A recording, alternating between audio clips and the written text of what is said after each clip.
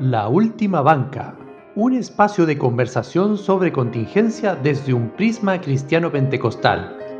Mi nombre es Hans Köhler, sean todos muy bienvenidos.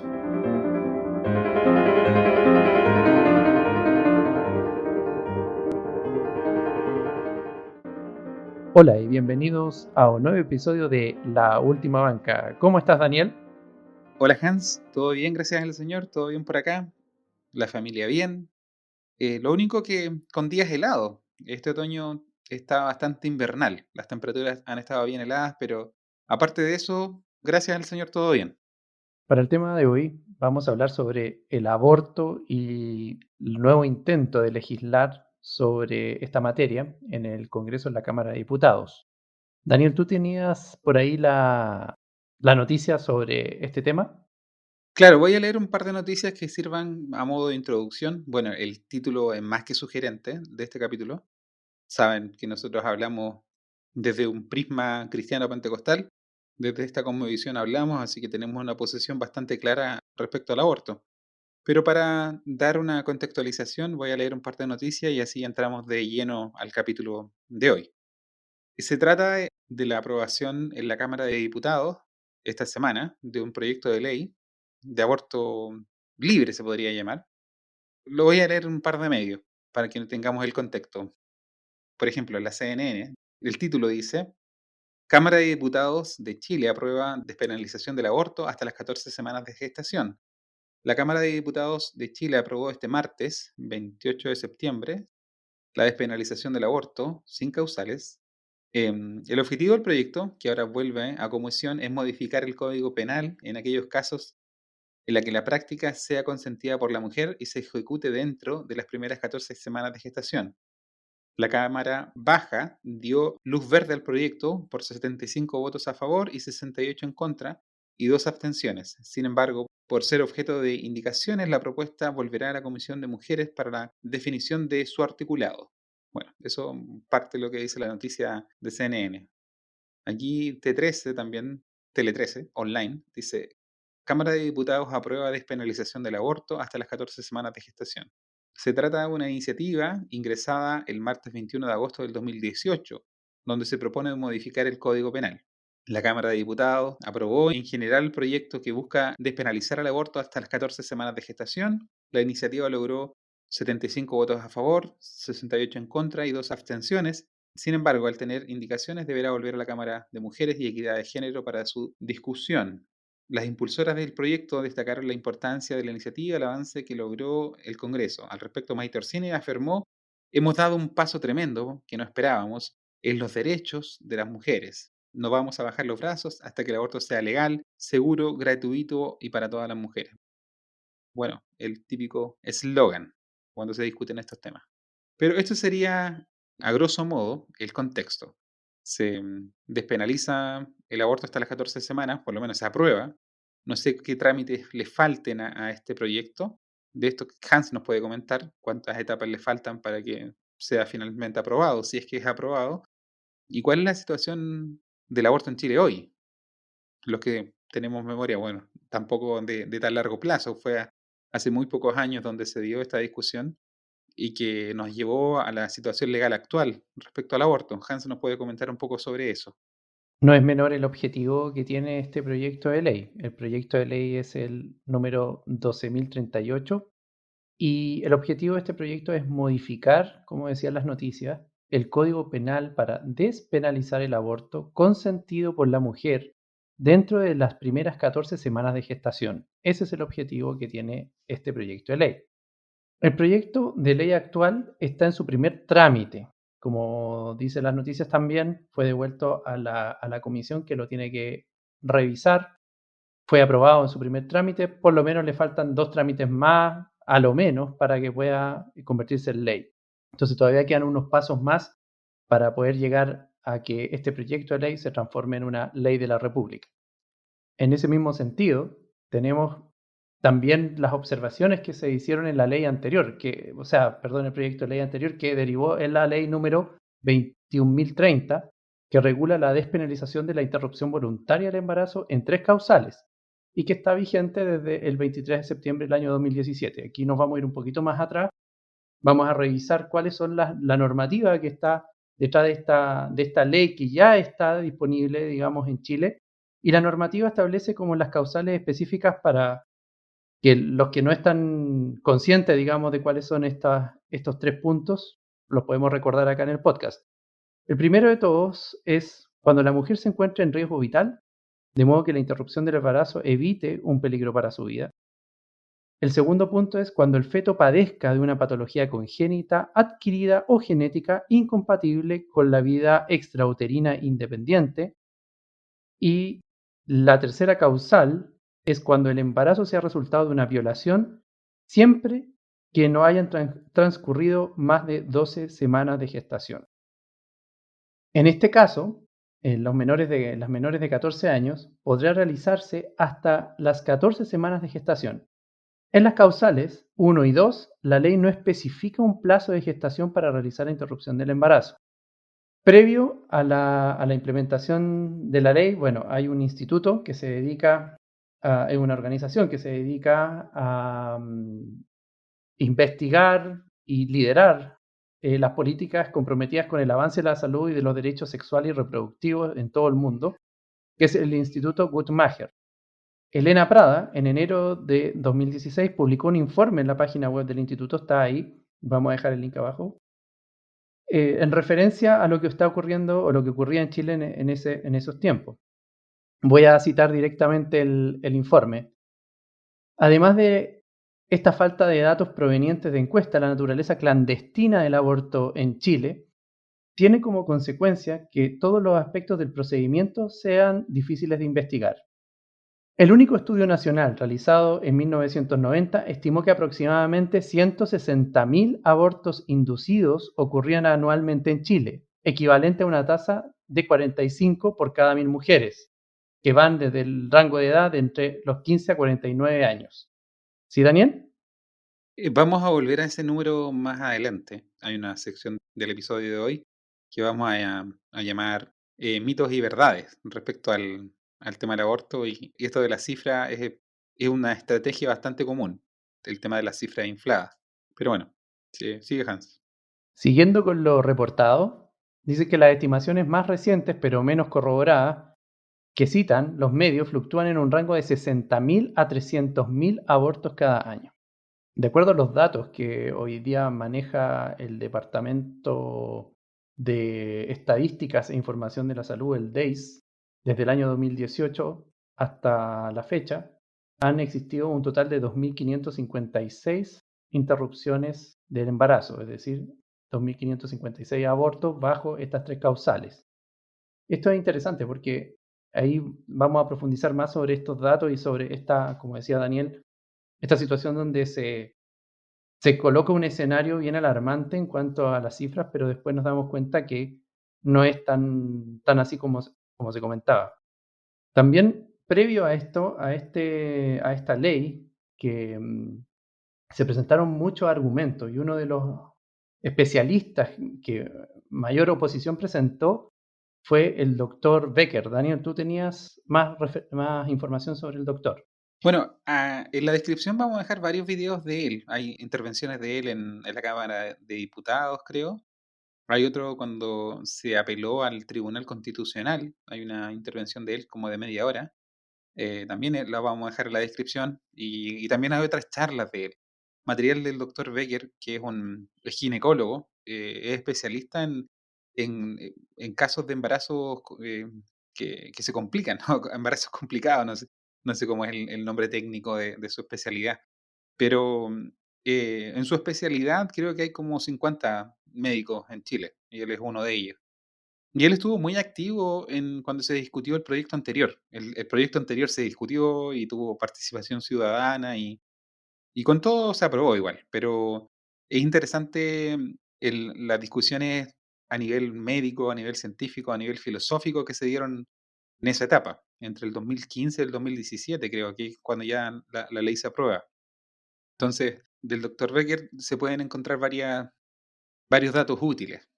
Por ejemplo, en cuanto a estrategia, cómo se lleva a cabo una ley de aborto, que Él insiste que no es un tema sanitario. Él dice si la ley hubiese sido un tema sanitario, lo hubiese propuesto la ministra de Salud, pero esto fue propuesto por la ministra de la Mujer, creo, en ese tiempo.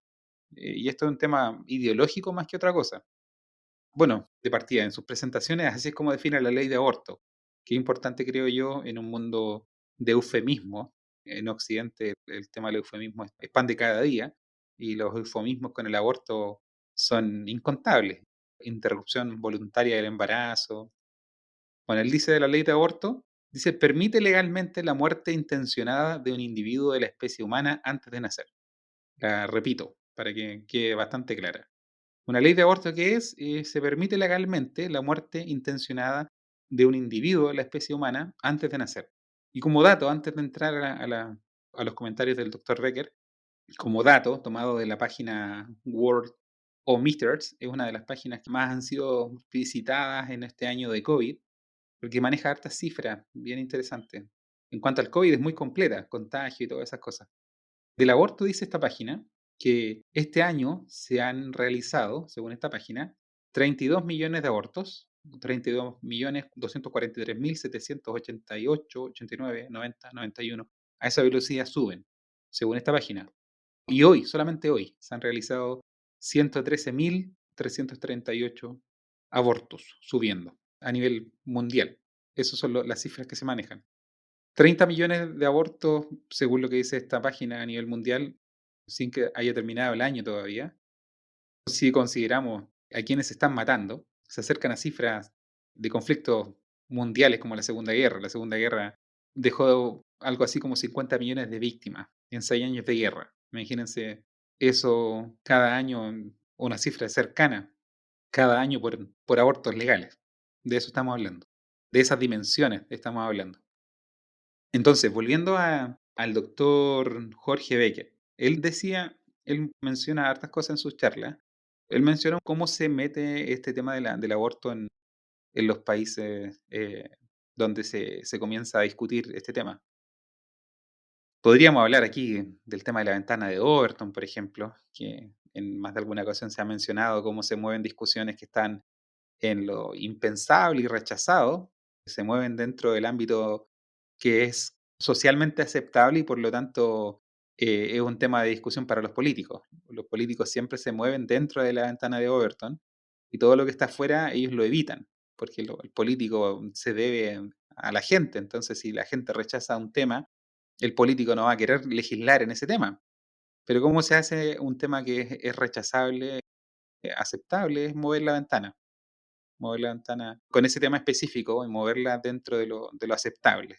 Eso es, en términos muy, muy simples, lo que algunos definen como la ventana de Overton.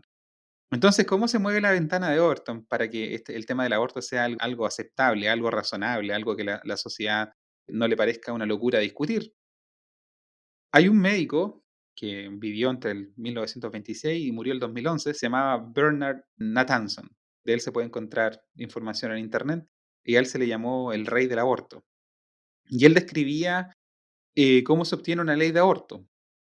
Y decía el paso uno, que era apoderarse de los medios de comunicación para, punto uno, mentir descarada y repetidamente aumentando las cifras de aborto clandestino. Dos, mentir descarada y repetidamente sobre la cifra de mortalidad materna por aborto clandestino. Punto uno y punto dos usted lo va a escuchar siempre cuando se traen este tema del aborto. Y el instituto que mencionó Hans Guttmacher, creo que era, es parte de estos institutos que crean cifras abultadas para que este parezca un problema de salud pública. En el punto uno, mentir descarada y repetidamente, aumentando las cifras de aborto clandestino, mentir descarada y repetidamente sobre la mortalidad materna.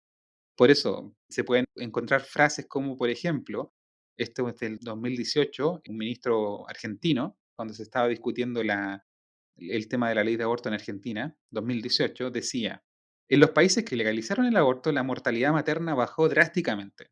Es parte del paquete ideológico. Esto viene envasado, así que se dicen los mismos argumentos independientes del país.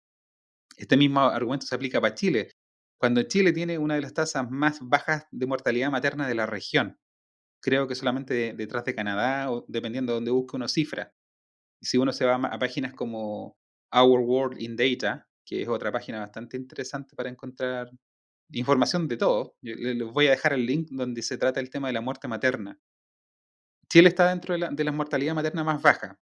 Sin ley de aborto, de hecho, en la información de Our World in Data está hasta el 2015, donde la ley de aborto todavía no estaba aprobada, y teníamos una de las tasas de mortalidad materna más bajas. Y si uno revisa desde 1990 en adelante, producto del avance de la ciencia en todo sentido y de la medicina, la mortalidad materna bajó desde el 90 hasta el 2015, en estos 25 años, prácticamente en todo el mundo, de forma independiente si el país tenía ley de aborto o no. Yo creo que tiene más relación con la mejora de la calidad de vida y con el avance de la medicina que otra cosa. Pero el argumento es siempre el mismo. Hay tanto aborto clandestino, por lo tanto es un tema de salud pública. Punto dos, hay una mortalidad materna inmensa, por lo tanto necesitamos el aborto. Independiente si el argumento se aplica en un país como Chile, donde sin ley de aborto teníamos tasas bajísimas. Por eso, a eso me refiero con que son argumentos envasados. Es un tema ideológico, más que otra cosa. Esos eran los 2 puntos.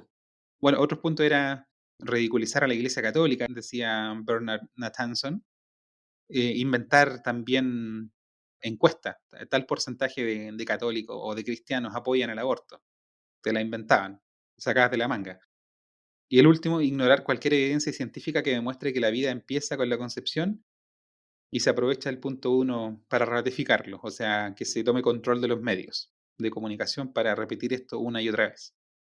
Entonces, esa era la estrategia según Bernard Nathanson. Él fue promotor del aborto y luego cuando llegaron en los 70 la tecnología de la ecografía, él se dio vuelta a la chaqueta y comenzó a luchar contra el aborto. Parte de esta sección de mitos y realidades. Ya con esto termino la parte de cómo se aprueba el aborto y cómo avanza estas leyes dentro de los diferentes países. A mí me molesta mucho este tema, me toca bastante directo porque siento yo que la discusión del aborto es muy hipócrita, está llena de hipocresía. Cuando se dio esta discusión en Chile, hace 4 o 5 años, insistían en que este era un tema muy limitado, era un tema solamente en casos particulares, que era el caso de la violación, y te ponían el caso más terrible posible, una niña pobre que había sido violada, y le faltaba agregar que era coja y ciega nomás, para hacerlo más terrible. Te colocaban las 3 causales y te la ponían en las peores condiciones posibles y te hacían el chantaje emocional. Pero toda esta discusión se cae a pedazos cuando logran mover la cerca. Una vez que ya tienen lo que quieren, mueven la cerca hacia el aborto legal. En Chile, increíblemente, nos movieron la cerca en 4 años. Nos meten una ley del 2017 y ya están metiendo la otra, ahora el 2021. Entonces, todo ese argumento de preocupación por casos muy específicos era simplemente mentira. Era simplemente poder entrar con el caballo de Troya para darle cabida a esta otra ley. Bueno, cómo se ha dado el tema de la ley de aborto en otros países? El caso más emblemático posiblemente es lo que ocurrió en Estados Unidos en los 70, un famoso juicio que se llamó Roe versus Wade. Roe era una mujer que dijo que había sido violada por un grupo de pandilleros y quedó embarazada, y Wade era el fiscal. Este juicio duró algo así como 3 años y finalmente la Corte Suprema terminó dándole la razón a Roe. Bueno, el niño ya había nacido y fue dado en adopción por todo lo que demoró el juicio, pero finalmente esto abrió el camino para que se legalizara el aborto en Estados Unidos. Bueno, Roe, 25 años después, reconoce que era mentira que ella había sido violada y las abogadas que patrocinaron la acusación también sabían eso y reconocieron que sabían eso, pero consideraron que el fin que ellas buscaban justificaba la invención de toda esta historia para poder tener ley de aborto. O sea, Maquiavelo en su máxima expresión. Luego, Roe aparentemente se arrepintió de esto y hay una frase de ella que dice: "Creo que es seguro decir que toda la industria del aborto se basa en una mentira. Estoy dedicada o voy a dedicar el resto de mi vida a deshacer una ley que lleva mi nombre". Ahora, en cuanto a las cifras que decía Hans, en parte de esta fábrica del Instituto Guttmacher, decía que en Chile hay más de 160.000 abortos, que era lo que leyó Hans, y mueren miles de mujeres por este motivo. Por lo tanto, hay que legalizarlo. Es como el argumento fabricado. ¿Qué se decía en México antes que se aprobara la ley? Que habían 195.000 abortos ilegales. Se aprueba la ley y hubo 20.000 abortos. En Uruguay decían que habían 30.000 abortos ilegales. Se aprueba la ley y hubieron 6.000 abortos. En España decían que había más de 200.000 abortos ilegales. Se aprueba la ley y el primer año, estos son países que tienen, especialmente España, países que tienen abortos hace muchos años, se aprueba la ley y el primer año hubieron 16.000 abortos. Entonces esto entra dentro de la estrategia descrita por Bernard Nathanson. Mentir descaradamente y repetir aumentando las cifras de aborto clandestino, mentir descaradamente y repetidamente sobre la cifra de mortalidad materna por aborto clandestino. Entonces, de esta manera es como hacen avanzar la agenda. Estas son las estrategias.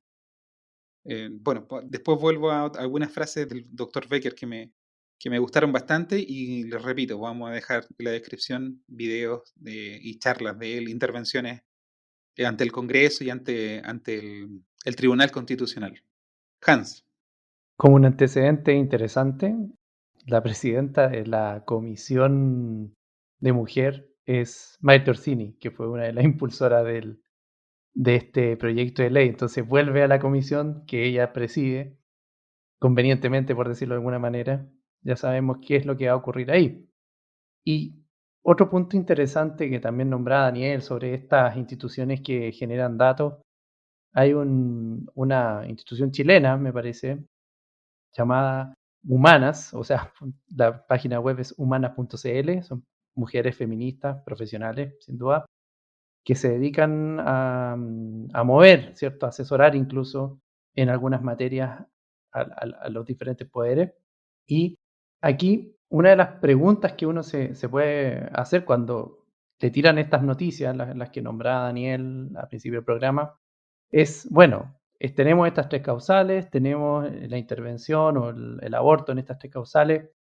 ¿Por qué seguir extendiendo, cierto? Si ya hay tres causales y como también el doctor Becker lo menciona dentro de su charla, hay algunas decisiones que se pueden generar de forma muy laxa a la hora de tomar la decisión de intervenir quirúrgicamente el embarazo. En esta corporación, en la Corporación Humanas, dice que la actual legislación no cautela el derecho a decidir ni la maternidad voluntaria de todas las mujeres y personas con capacidad de gestar, ni reconoce su condición de sujetas de derecho. Entonces, como Daniel ya lo venía diciendo, como que se da esta situación un tanto caprichosa, desde por lo menos mi opinión, para poder tomar una decisión. Esto es lo que se quiere incorporar ahora a la ley. Esto fue lo que se colocó dentro de la discusión en la Cámara de Diputados. Entonces, ¿qué es lo que pasa? Tenemos estas tres causales. Pareciera ser que estas tres causales fueran suficientes como para abordar el problema de la interrupción del embarazo. Sin embargo, ahora se quiere extender y se extendió, bueno, en esta primera etapa, en la etapa inicial, para facilitar, digamos, ahora a que todas las mujeres tengan ese reconocimiento del derecho de la sexualidad, que es una de las cosas que se alega. Podemos ir y discutir mucho sobre esto, pero yo quiero enfatizar algo que es como de perogrullo, yo creo que también ustedes lo han escuchado en relación a este tema, que la ley anterior, de acuerdo a lo que conversaba también Daniel, y esta ley se centra en la necesidad que tiene la mujer de poder decidir, pero no se centra en la necesidad de la vida que se está gestando, o que se gestó, mejor dicho, y que se está desarrollando dentro del embarazo. Entonces, aquí, más allá del tema del avance de la medicina, nosotros nos enfrentamos a un tema ético. ¿Qué es lo que hacemos? Y dentro de la discusión anterior, en la ley que ya está promulgada, también se presentó este mismo debate.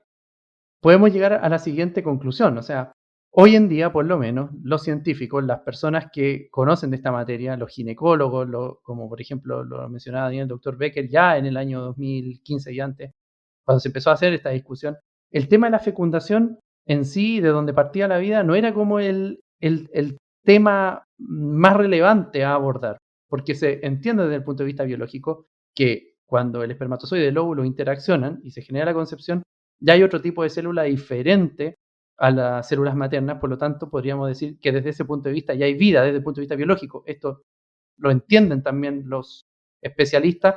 Y el tema que después se empezó a dar era desde cuándo esta nueva vida tiene, por ejemplo, conciencia de sí misma. De ahí una serie de cosas, una serie de debates que se abrieron también de cómo, desde cuándo el ser humano se reconoce a sí mismo como un ser diferente, como un ser humano, como un ser consciente, etcétera. Daniel.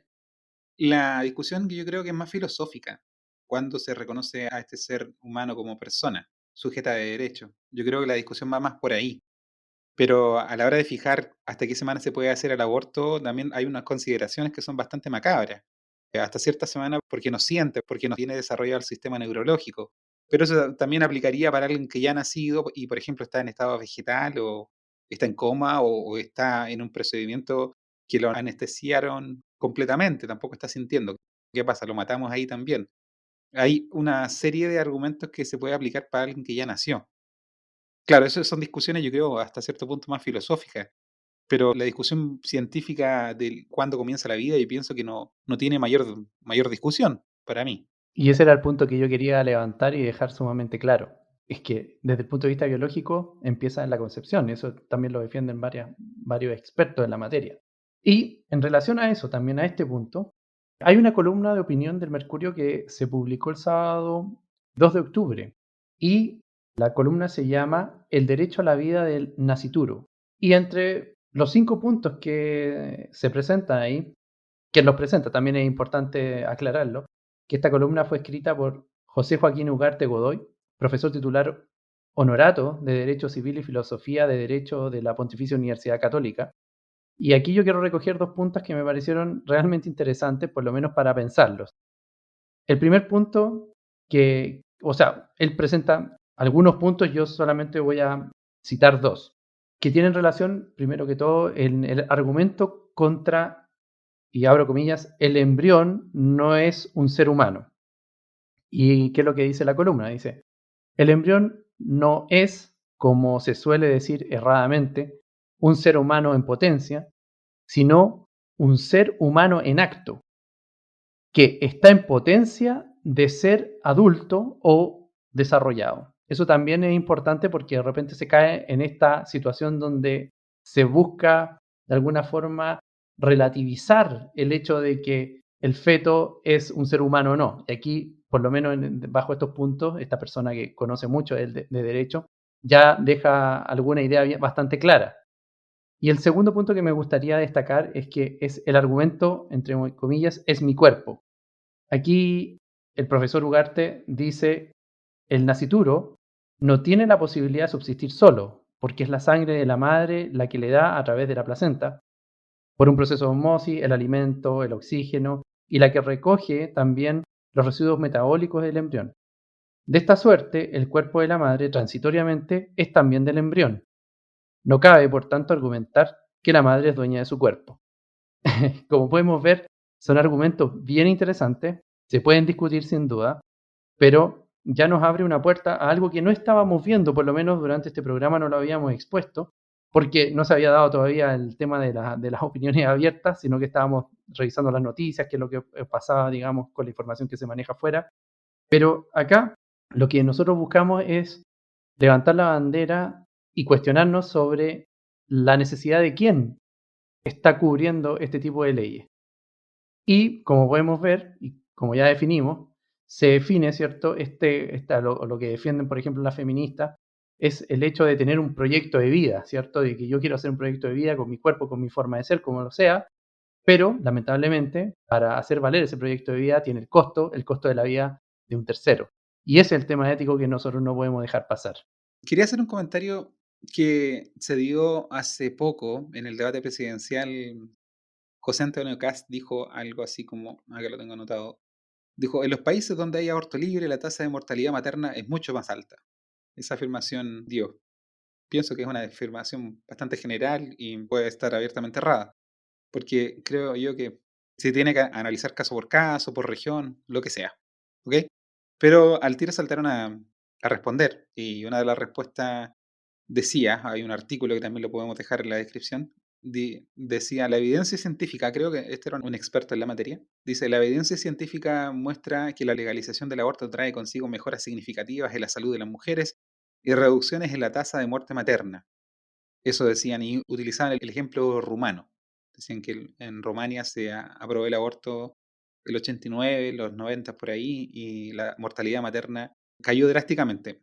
Bueno, lo que no dicen es que por los mismos años, 89-90, cae el régimen de Ceausescu, un régimen comunista miserable. Este fue especialmente miserable.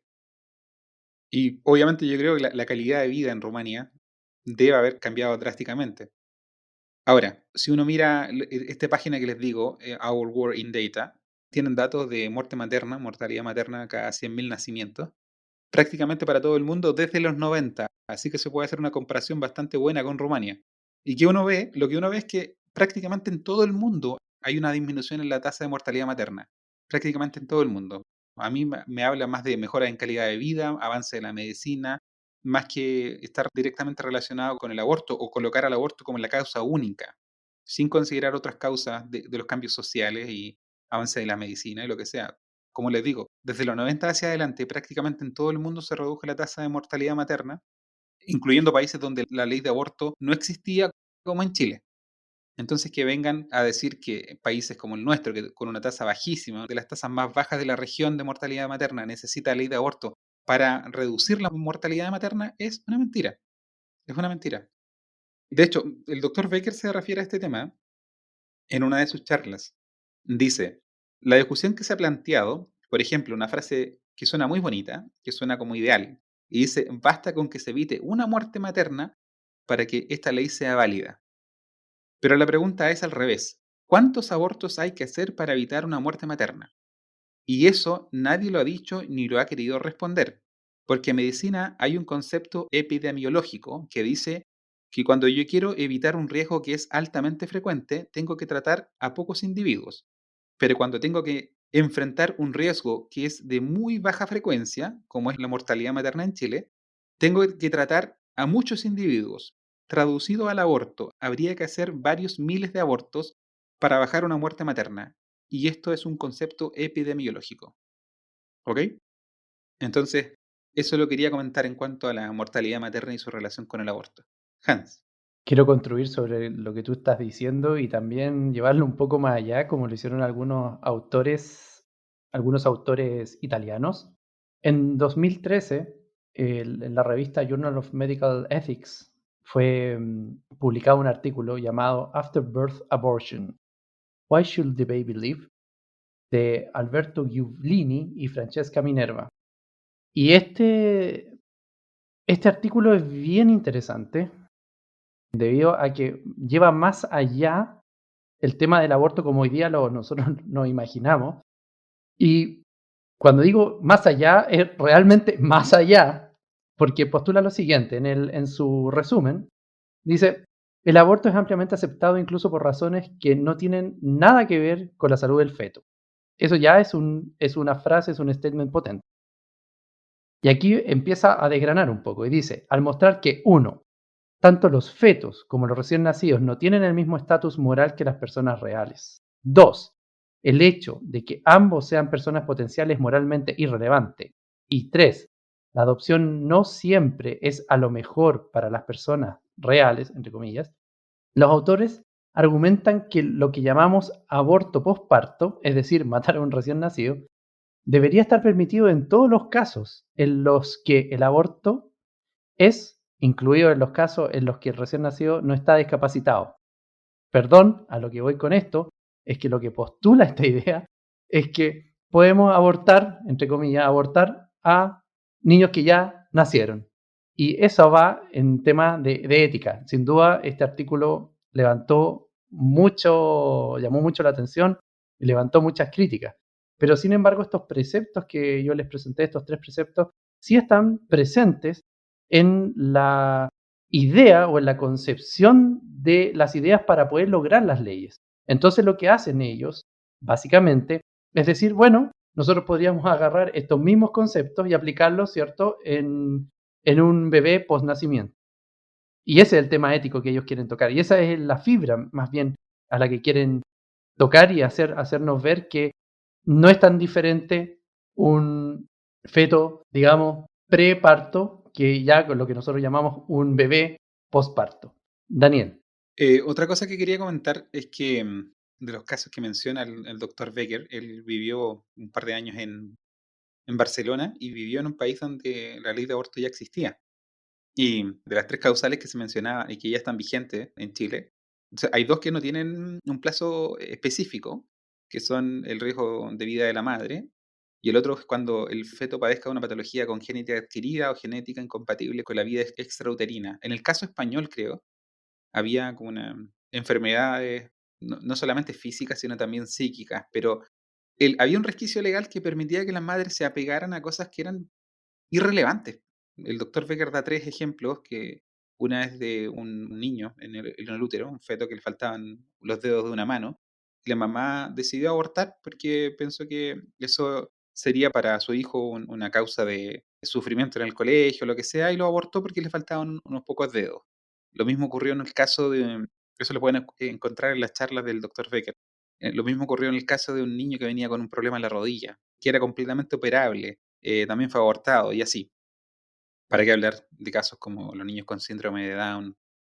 Entonces, no sé, esto es básicamente, uno puede decir como en la película, This is Sparta. Aquí se descartan los que no cumplen con el estándar físico o de salud que la población exige, y simplemente se descartan. O sea, podemos llegar allá, no es descabellado pensar. Yo pienso que se debería sincerar este debate entre aquellos que no queremos el aborto, porque tenemos razones de nuestra cosmovisión cristiana, nos aferramos al imago Dei, que somos hechos a imagen de Dios, por lo tanto la vida humana tiene una dignidad superior a cualquier otra criatura. Esa es nuestra argumentación y la sinceramos y la abrimos y decimos, argumentamos de esta manera, por eso nos oponemos al aborto. Y los otros que nos digan, mira, yo creo que la libertad individual, el proyecto de vida de las personas es inviolable y se debe sacar cualquier obstáculo, ya sea un hijo no deseado o sea un hijo que yo crea que me cueste criarlo o que no tenga dinero, que también ocurre en Inglaterra, según lo que decía el doctor Becker. Una madre puede decir, no tengo dinero para criar a mi hijo y eso puede ser causa de aborto. Entonces nos sinceramos mejor, evitamos todo show mediático, todo chantaje emocional, nos sinceramos y decimos, esta es mi postura, tengo una postura motivada por mis creencias religiosas o lo que sea, y los otros que me digan, esta es mi postura, tengo una postura motivada por el individualismo, el hedonismo, por tener una vida sin sacrificios y donde yo pueda cumplir mis metas, y si tengo que descartar la vida de mi hijo, lo voy a hacer. Lo hacemos así mejor y nos evitamos drama, diría yo. Ese tema de ser sincero hay que igual amononarlo un poco, ponerle cifras, porque si no suena muy crudo y no te lo van a no te lo aceptan. No, no, sí te entiendo, obviamente. Nadie en un mundo políticamente correcto como el que vivimos te lo va a decir de esa manera. Obviamente te lo van a adornar con eufemismos y con otras cosas. Pero a lo que voy, que nuestros representantes políticos entiendan que esta es la visión que uno tiene y que si están en el Congreso, están porque los votaron, porque representaban una visión puntual de mundo, una cosmovisión puntual, y por esa razón un porcentaje de la población los votó, para que los represente, si por algo son nuestros representantes. Entonces, por ejemplo, nosotros podemos ya partir de un mínimo ético de decir que no vamos a apoyar, yo, una posición personal, no apoyaría a un político para que me represente que esté a favor del aborto, porque quiero a alguien en el Congreso que represente mi idea y yo estoy en contra del aborto.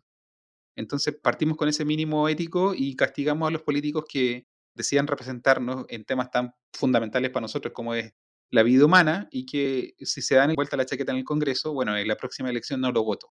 Yo creo que es necesario que los que piensen como nosotros puedan ser más organizados y puedan castigar efectivamente a los políticos que traicionan sus convicciones. Hay un ejemplo que lo comentábamos antes del programa, por ahí tenemos un audio bien interesante. Ya vamos a ir a eso. Ya, bueno, te doy paso a ti mejor, Hans, y tú puedes hacer la introducción a este tema. Pero creo yo que cuando hablo de hablar con sinceridad es eso. Tenemos esta visión de mundo, vivimos en sociedad con diferentes visiones de mundo. Hay que tolerarnos sabiendo lo que creemos. La tolerancia va en eso, saber que el otro piensa diferente a mí, pero vivo en sociedad con él. Y hay que llegar a acuerdos. Entonces, yo voto a los políticos que tengan proyectos de ley que me representen y si no, no somos mayoría, bueno, es la democracia nomás. voy a tener que acostumbrarme a vivir en un mundo donde haya leyes algunas leyes, específicamente esta ley de aborto, que no me acomode y yo como iglesia voy a ver la forma de cumplir mi labor, incluso en un país donde leyes como el aborto estén aprobadas. Pero si está en mi poder votar por políticos que vayan en contra de eso, utilizar también ese poder ciudadano y hacerlo de esa manera. Hablando también de temas ideológicos, y entrando también un poco a los datos, a la información que nosotros tenemos disponible, hay un tema también no menor, que es la salud mental y el aborto. Y aquí quiero comentar brevemente un artículo publicado también por David Reardon en una revista inclinada al tema de medicina. Lo curioso es que él es ingeniero eléctrico, pero es fundador del Instituto Elliot, que es un instituto pro vida. Sin embargo, él en esta revisión él trata de ser lo más equilibrado posible. Esta fue una publicación que está disponible a partir del año 2018 y reúne los puntos de encuentro y sentimiento y trabajo a futuro sobre la controversia entre la salud mental y el aborto. En los resultados que él presenta, se concluye que no hay un beneficio en la salud mental en las mujeres que abortan, que de repente se grime también como algo liberador o algo, yo lo mencionaba por el tema del proyecto de vida. Los análisis, por lo menos los que él realizó, y él los comenta en 3 puntos, bien sucinto. La asociación entre el aborto y el uso de sustancias, depresión, ansiedad, desórdenes de sueño y otros resultados adversos fueron estadísticamente significativos para la mayoría de los estudios revisados. Él se dedicó a revisar estudios sobre esta materia. En una minoría de estudios que él revisó, también él observó que no hay una diferencia significativa en cuanto al impacto del aborto en la salud mental. Los resultados tampoco contradijeron la percepción de mejoría en la salud mental al practicar un aborto. Esto es bien interesante porque de repente ya hay que tenerlo en consideración, hay que equilibrar. De repente están estas situaciones donde se nos presenta este acto liberador, como yo les comentaba, pero no es tan así, no hay conclusiones bien fundamentadas. Este es un excelente artículo para revisar, se los vamos a dejar en la descripción. Hay temas que hay que abordar, que por ejemplo son los factores de riesgo que existen en ciertas mujeres para generar problemas de salud mental y que son gatillados por el aborto. Estos son, digamos, enfatizados por algunas asociaciones que son pro vida, por ejemplo. Y también hay personas o otro tipo de agrupaciones, digamos, de corte más feminista, que enfatizan otros puntos, como por ejemplo que hay un mínimo de mujeres que directamente, producto del aborto, si llegan, por ejemplo, a tener una depresión. Pasados los 2 años se dieron cuenta, y esto aquí también el estudio lo nombra, que solo el 1,5% de las mujeres que se practicaron un aborto después de este periodo de tiempo, 2 años, tuvieron o mantuvieron una depresión. Sin embargo, cuando se habla de riesgos de tener enfermedades mentales de manera indirecta a la hora de practicarse un aborto, los riesgos son altos y son muchos. Entonces, esas cosas son las que de repente no se comentan, no están en la palestra, se coloca esto como si fuera un tema de salud de la mujer ginecológico, pero también hay parámetros importantes a nivel psíquico, de la psiquis de la mujer, que no son considerados dentro de este tipo de debates y que hay literatura disponible bastante actualizada sobre el tema. Que eso también lo quiero levantar como un punto interesante. Daniel. Bueno, el tema de seamos sinceros fue un poco un descargo de mi parte, pero estoy tomando el escenario de un país donde ya estamos camino a un aborto legal. Por eso lo que me molesta un poco es toda la hipocresía del debate anterior, tanto chantaje emocional, tanto argumento hipócrita que se cae. Entonces, pero nos toca vivir en esta sociedad. Por eso, si somos minoría, bueno, obviamente nuestros representantes van a ser minoría y no van a tener mayor impacto en las leyes que se promulguen y de todas maneras nos va a tocar acomodarnos a vivir en ese país y tratar de ser luz, tratar de ser aporte. En ese sentido, yo he vivido estos últimos 8 años de mi vida, o sea, 8 o 9 años, en países donde hay ley de aborto y creo que la iglesia todavía puede tener un impacto positivo en la sociedad. De hecho, recuerdo cuando estaba en Baltimore, una vez salí a caminar cerca de donde vivía y encontré en una iglesia católica un cartel que me llamó mucho la atención, que decía pregnant, afraid, eran dos preguntas, y luego salía un número de teléfono. Decía embarazada, estás asustada, llámanos a este número. Entonces hay una labor también de la iglesia de acompañamiento de las personas que tienen un embarazo no deseado, una violación, obviamente. Es un caso terrible, terrible, debe ser de los eventos más terribles de la vida de una mujer. Y muchos piensan que a ese trauma se puede solucionar agregándole otro trauma, que sería un aborto. Pero en casos así, creo que la iglesia puede hacer mucho. Nosotros como comunidad de creyentes podemos hacer mucho acompañando a mujeres que tienen embarazo no deseado, incluyendo casos tan terribles como la violación, acompañándola en todo sentido y ayudándola, por ejemplo, a que ese hijo nazca y que sea dado en adopción. Y así cierra el ciclo de la mejor manera posible. Y eso también abre otra arista, el tema de la adopción, de cómo la iglesia enfrenta la adopción y cómo la iglesia se involucra en la sociedad en niños que no tienen hogar.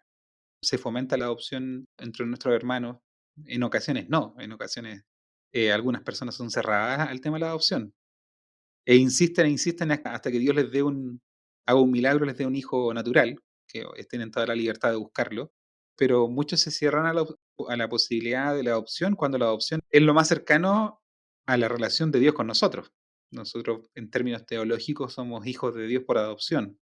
Entonces, la adopción, el amor de un padre adoptivo, es lo más cercano a lo que es el amor de Dios por nosotros. Entonces, la adopción debiese ser algo muy promovido en el mundo cristiano. Y creo que el impacto de la iglesia cristiana en temas tan delicados como el aborto, como los niños que no tienen hogar, sería muy positivo. Ocupar recursos de la iglesia también en esa empresa. Bueno, estamos en contra del aborto, nacen los niños, démosles también acogida. Es parte también de esta labor. Obviamente suma del hecho de que si tenemos una postura radicalmente contra el aborto, también podemos ir más allá y tener un impacto real en los niños que nacen. Pero primero tienen que nacer. Vamos a hacer todo el esfuerzo porque nazcan. Y ahora nacieron, ¿qué hacemos? Apoyémoslo también. Llevemos esta convicción a acciones concretas, que en el fondo fue lo que hacía la iglesia primitiva también. Se dice que parte importante del crecimiento de la iglesia primitiva venía de hijos que eran desechados, básicamente, en la sociedad romana. Así que eso. Ahí tocaste un tema muy importante, Daniel, que era algo que yo quería anexar también a mi comentario anterior sobre el tema de salud mental y los riesgos. Es también cómo la iglesia minimiza esos riesgos de que tanto el niño, que no se siente querido, se va desarrollando, porque nace y se va a convertir, tú bien lo dijiste, nacen y ahora qué hacemos. Hay que darle amor, hay que protegerlos y ahí sin duda viene la figura de la adopción como parte de una opción para, para ellos, y no solamente para ellos, sino que también para las mujeres que toman esa decisión radical, que vamos a hacer también nosotros como iglesia cuando se acerque una mujer y diga, mira, cometí esta situación, y que no se sienta rechazada producto de eso, sino que consolada, acogida y amada. Me refiero amada en el sentido cristiano dentro de nuestras congregaciones. Queremos comentar algunas cosas que Daniel ya algo adelantaba sobre las intervenciones y las cosas que se celebran en el Congreso, porque aquí hubo como una especie de fiesta cuando esto sorpresivamente se aprobó en su primera etapa. Y una de las cosas que yo leí en la prensa es que Maite Orsini, diputada, y también hay que considerar esto, que ella es abogado, egresada de Derecho, dijo lo siguiente en su intervención, esto está disponible también. Hablar de aborto es hablar de derechos humanos. Primera frase, podríamos decirla, tal vez no muy afortunada desde mi punto de vista, porque, claro, ¿derechos humanos de qué? ¿Del niño? Claramente no. Y luego exclamó, refiriéndose a la penalización del aborto, que es parte del horror de ser mujer y vivir en Chile. Que esa frase, por lo menos a mí, me quedó resonando mucho sobre el horror de vivir en país y ser mujer. No, por lo menos a las mujeres que conozco y les he preguntado sobre esto, me han dicho que no es tan así, y no es así, de hecho. Por otro lado, la abogada y diputada Catalina Pérez, que también fue una de las personas que votó a favor de esto, dijo que la autonomía de nuestros cuerpos no sea un asunto económico, sea efectivamente un asunto de derechos humanos. Nuevamente, la figura de los derechos humanos presente y que nos llama la atención de cómo ser mujer y tener el derecho para abortar se transforma ahora en un derecho humano y el niño que no se puede defender, o el feto no se puede defender, no puede decir nada, no tiene derechos humanos. Eso es algo que por lo menos a mí me cuesta mucho entender. Y la guinda de la torta se la vamos a presentar ahora a través de la inconsecuencia, ¿cierto? Que presentan algunos parlamentarios a la hora de expresar su idea. Voy a poner play. Gracias, presidente. Soy mujer, creyente, enfermera, y me he formado la convicción de que la vida empieza en el momento de la concepción. Nunca me hice un aborto y jamás se lo recomendaría a nadie, porque creo que existen otros caminos para proteger la dignidad de las mujeres sin afectar una vida inocente. La verdad es que yo al menos no puedo separar mis creencias de mis decisiones personales. Pero soy legisladora y esta no es una decisión privada. Mi voto va a incidir en las posibilidades de otras personas para actuar en base a sus convicciones. Y no tengo derecho alguno a intentar imponerle las mías. Daniel. Bueno, ella era Andrea Parra, ¿cierto? Ok. Bueno, respecto a su comentario, hay una carta al director que se mandó a la tercera de Francisco Medina Kraus, investigador del IDEA País, que lo encuentro bastante buena. Por eso la vamos a incluir en el capítulo de hoy. La leo rápido. Dice, señor director, durante la jornada del martes, distintos diputados votaron a favor del aborto libre, a pesar de que sus convicciones personales eran otras. Por ejemplo, Andrea Parra declaró estar convencida de que la vida comienza con la concepción y de que el aborto da muerte a un o a una inocente, pero igualmente votó a favor de la despenalización. ¿Cuál es la razón de este comportamiento tan errático? La parlamentaria nos explica que en su rol como legisladora ella no tendría derecho a imponer sus visiones personales a la ciudadanía. Esta justificación adolece de problemas insalvables.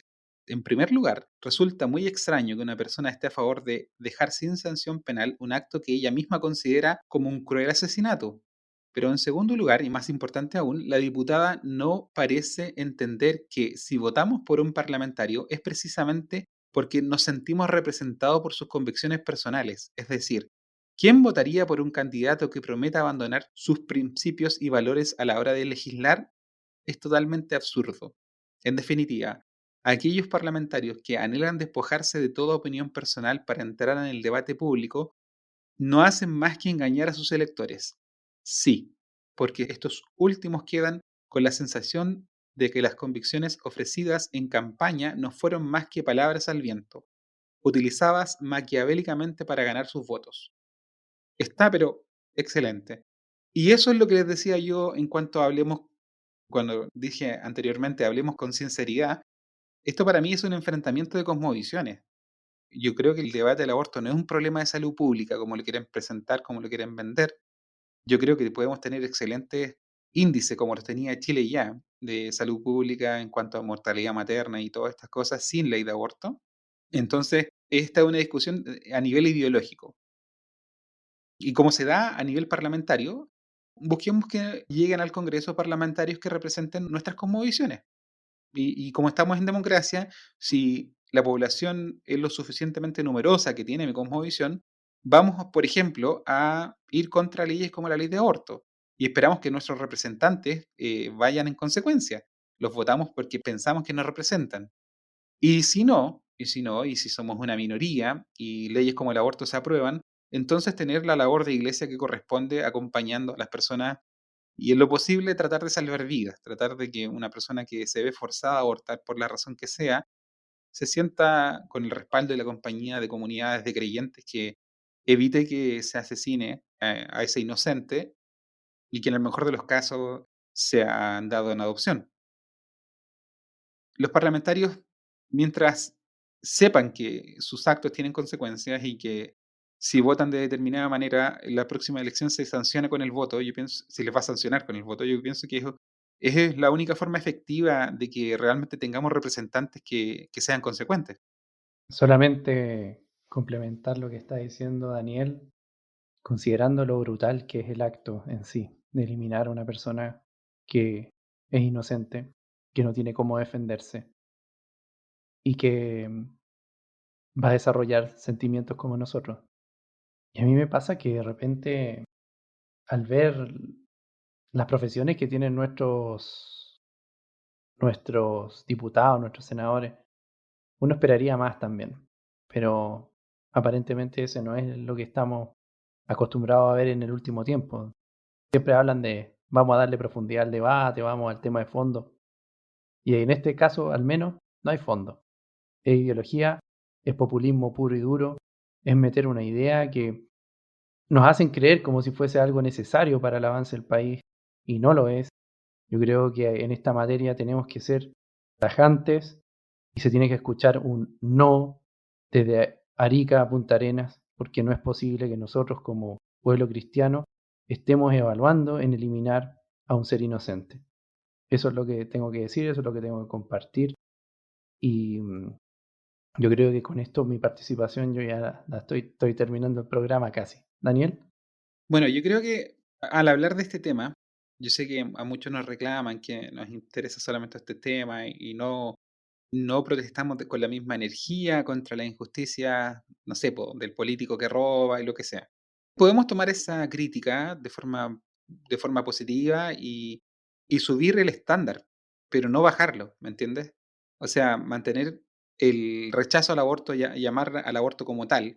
Una ley de aborto, vuelvo a la definición que da el doctor Becker, permite legalmente la muerte intencionada de un individuo de la especie humana antes de nacer. Llamarlo al aborto como tal, condenarlo como tal, y si nos falta ser más enérgicos al condenar otros pecados, al condenar otras injusticias, bueno, las condenamos también, pero no bajemos el estándar acá. Eso por un lado. Hans. Una cosa que también me recuerdo ahora, que no quiero dejar pasar la oportunidad, cuando el Señor a mí me honraba con reuniones en la iglesia, en el local. Yo tenía un ejemplo en relación no a este tipo de ley, bueno, sí, a este tipo de leyes en general, pero si el día de mañana se aprueba una ley que a mí me permite ir con una pistola en el cinto, disparar y matar a que la persona que yo quiera en la calle, el que se me cruce, yo siendo cristiano, ¿voy a hacer uso de esa ley? Porque esto lo decían también dentro de las noticias en esta celebración que hicieron algunas diputadas, dijeron, lo vamos a lograr, si no es hoy, lo vamos a lograr mañana. Cuando se logre, porque todavía esto está en proceso, pero cuando se logre, porque considerando que esta promesa que hicieron estas mujeres se va a cumplir, nosotros como cristianos vamos a optar a esta ley como una vía para poder facilitar, digamos, facilitar la vida a las mujeres en general. También es una reflexión que nosotros nos tenemos que llevar como cristianos. Yo creo que no. Bueno, yo sigo cerrando mi idea final. Entonces, llamarle al aborto como tal, sacar los eufemismos de lado y llamar al aborto como tal, reconocerlo como el horror que realmente es. Y a la vez también abrir la mano para acompañar a las personas que se ven forzadas a tomar esas decisiones tan terribles, a los que ya la vivió, la iglesia no puede cerrar la puerta, obviamente, la que ya pasó por un aborto, la iglesia es el refugio de los pecadores. Ahí llegan pecadores de todo tipo. Nosotros somos uno de ellos también, que hemos alcanzado gracia solamente por misericordia. Está lleno de mendigos diciéndole a otros mendigos dónde hallar pan, como decía Spurgeon. Así que la iglesia sigue abierta para personas que hayan pasado por esta experiencia. De hecho, el famoso himno Amazing Grace, Sublime Gracia, fue escrito por alguien que era dueño de un barco esclavista, que el Señor lo rescata. Estuvo metido de lleno en algo tan miserable como la esclavitud, y el Señor lo alcanza y el Señor le permite componer ese himno tan precioso. Entonces la gracia sigue extendida, la gracia del Señor sigue extendida para cualquier tipo de pecadores, incluso los que hayan pasado por la experiencia de tener que asesinar a su hijo. Eso por un lado, y por otro, creo yo, y quiero hacer esta última reflexión, que en una sociedad que avanza de forma tan positiva en temas médicos, para el bienestar del ser humano, es muy contradictorio considerar al aborto por algunos como un derecho humano. Cuando estuve hace poco, hace una semana atrás, no, hace un mes atrás, estuve en Anik, estuve visitando un castillo ahí en Anik, bien bonito, y al lado del castillo había un cementerio antiguo, con tumbas de 1700, de 1800 y era muy llamativo una tumba que, de hecho, le saqué una foto que tenía, era una familia entera que estaba enterrada ahí y eran personas muy jóvenes, mujeres jóvenes y niños de 1 o 2 años que murieron en años muy seguidos. Habían como 2 o 3 niños que murieron muy pequeñitos. Entonces vemos que la ciencia ha avanzado de forma positiva, donde la expectativa de vida ha aumentado, donde la mortalidad materna ha disminuido, donde la tecnología nos permite conocer al ser humano en todo su proceso de desarrollo, donde es posible también intervenir al ser humano en el útero antes que nazca. Hay operaciones que se dan en el útero. Todo este avance tecnológico tan positivo, en el mismo mundo que existe todo este avance tecnológico tan positivo, se permite el aborto. Así que yo creo que toda esta tecnología, que partió de los 70 más o menos, como las ecografías y estas cosas, yo pienso que van a testificar contra esta generación. De los 70 para adelante, la ecografía ha permitido conocer al ser humano en el útero, en todo su proceso formativo, ha permitido entender cada una de sus semanas cómo va avanzando, qué cosas se desarrollan, cómo siente, cómo se comporta dentro del útero. Todo este avance nos ha permitido conocerlo y al mismo tiempo, de forma contemporánea, han llegado leyes de aborto completamente abierto. Así que yo creo que esto va a quedar para el día que nos presentemos delante del Creador, como un testigo contra esta generación. Esa es una reflexión personal que hago para ir finalizando. Bueno, por mi parte, nada más que agradecerles. Si les gustó, pueden comentar, pueden darle like y compartir, ¿por qué no? Nos vemos en otro episodio y espero que estén bien. Daniel. Bueno, también me despido. Los dejamos invitados a acompañarnos en un próximo episodio. Y si les gustó, compártanlo, denle like y nos vemos la próxima semana. Este fue un capítulo de La Última Banca. Los esperamos en el próximo programa.